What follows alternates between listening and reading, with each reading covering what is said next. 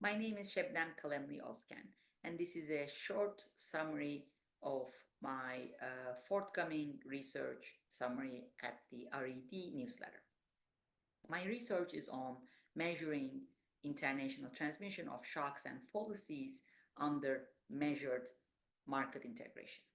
One of the key developments in international finance and macro in the last 2 decades is the realization that in the data, in terms of trade and financial integration, we deviate from the full integration theory benchmark. This means that international markets, especially international financial markets, are incomplete and segmented. What this means is that households of one country cannot access the savings of the households of another country without a financial intermediary, and there isn't a single asset that will insure investors against all states of the world, and there isn't enough investment by foreign investors into the assets that will insure investors against most states of the world. These phenomena known as home bias, less than full risk sharing, less than full international financial integration, market segmentation, and so far we really don't know the extent of this phenomena. So basically, you can observe these in any international borrowing and lending transactions in any form, say equity investments, bond investments, or cross-border loans. But basically, a perfectly diversified global portfolio is a mirage. Now, the literature has come a long way in writing down incomplete markets and segmented market models. However, it is extremely difficult to quantify the degree of integration, both financial integration and trade integration, and also the nature of market segmentation in international data. How much financial integration is there? How is this related to the extent of trade integration? What type of foreign investors segment the markets? And are some of the key unanswered questions in international finance and macro field.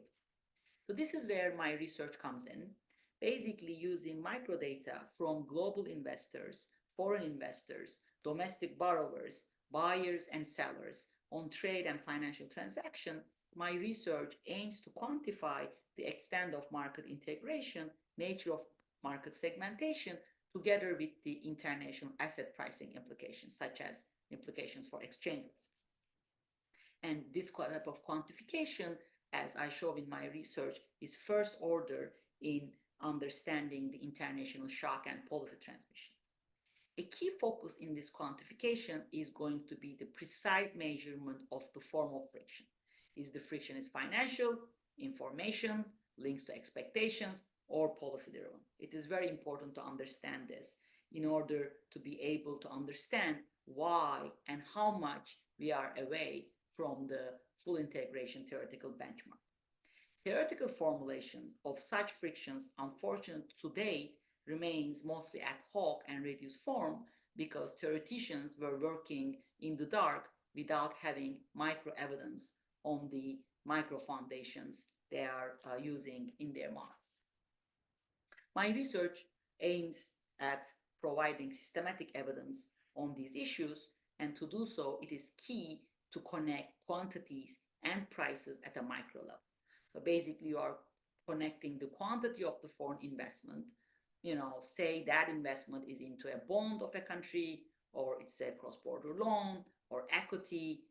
How much foreign investor invests into that asset, and what is the price of that asset, which of course going to also end up linking to exchange rate between the two countries. Now, the state of the art form of such microdata that helps you to connect quantities and prices for the investor and borrower is also going to tell you the currency of that transaction and maturity of that transaction. So you would know if the US investors investing in a peso Mexican bond or a dollar Mexican bond by Mexican government or Mexican firm if for 2 years or 5 years or 12 months and so forth.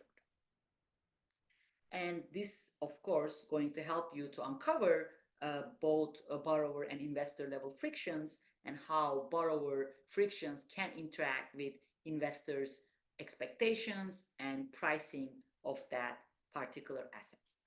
Now, you might ask why such granular measurement is necessary. Why can't we use macro data to measure the degree of segmentation and international integration and the pricing implications? Well, the key answer is actually not just an econometric answer. So, of course, microdata is going to help you a lot with endogeneity issues, identification issues. But the key answer is because we learn from heterogeneity. So this is going to be similar to the heterogeneous agent revolution in macro. And here in international macro and finance, that heterogeneity in that micro investment and borrowing transaction data helps you to understand very important things. For example, if the behavior of capital flows and exchange rates are driven by certain investors or certain borrowers, that is going to help you to understand why and how that market is segmented, who does the pricing of the assets, and so forth.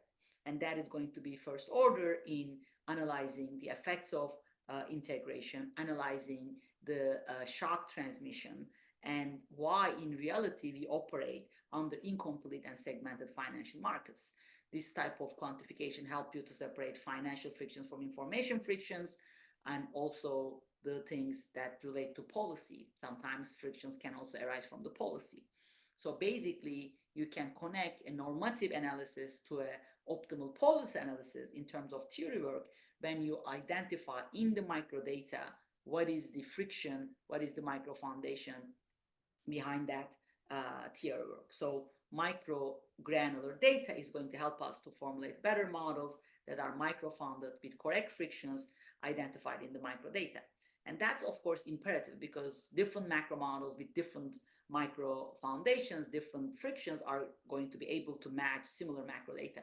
So in that sense, precise measurement of these micro foundations, frictions in the microdata is going to be very, very helpful in terms of designing the correct models and hence design the right optimal policies.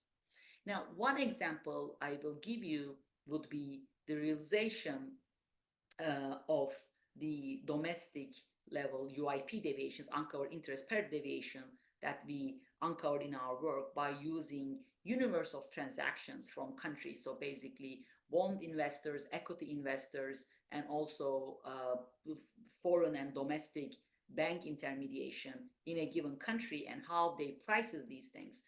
That helped us to understand in a given emerging market, a firm or a household borrowing from a domestic financial intermediary in that country still subject to UIP deviations. Basically, the same firm borrowing from the same bank domestically is going to be paying a higher price when that agent borrows in local currency versus foreign currency. Since we observe everything about these transactions and the domestic ones and the foreign ones and how the capital flow intermediated, we can not only measure the micro level UIP deviations, but then we can also relate these things to exchange rate, capital flows, and also the movement, time varying movement in the risk premia and risk sentiments of foreign investors. So let me stop here, and I hope you read rest of the research summary in Aridi. Thank you.